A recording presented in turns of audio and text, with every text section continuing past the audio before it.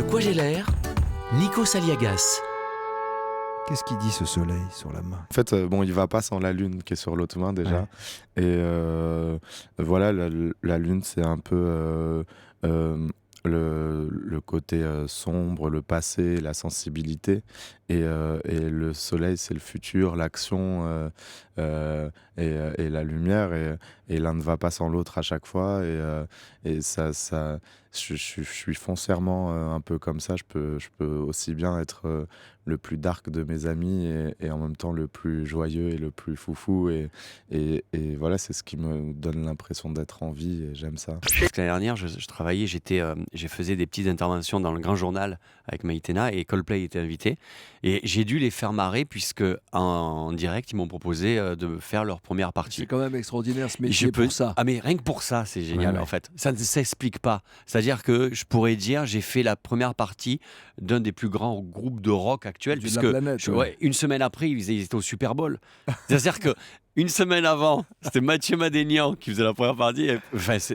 Et donc voilà, il y avait 2000 personnes, c'était un concert privé, mais c'est incroyable d'entendre Chris Martin faire « Allô !» tout le monde crie « Vous allez bien? Ouais !» Première partie, tout le monde crie « Mathieu Madénian !» Et il y a un silence.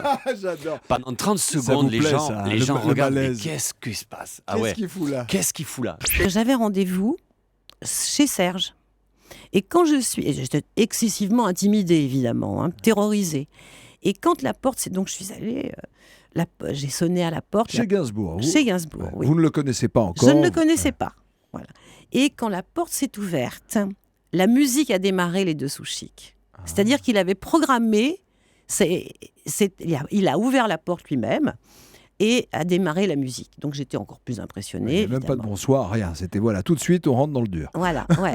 Oui, mais après, ça a été très agréable. J'étais toute seule avec lui pendant au moins une demi-heure. Il a été charmant, on a discuté.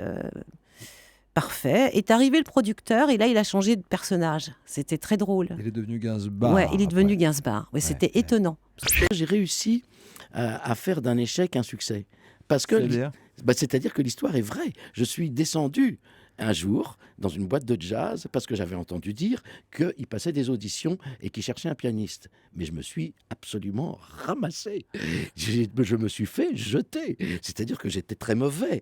Et de cette histoire-là, j'en ai fait un truc comme un conte. C'est-à-dire, je me suis dit, non, dans la chanson, le mec, oh bravo, tu joues comme Jimmy Smith, magnifique et tout ça.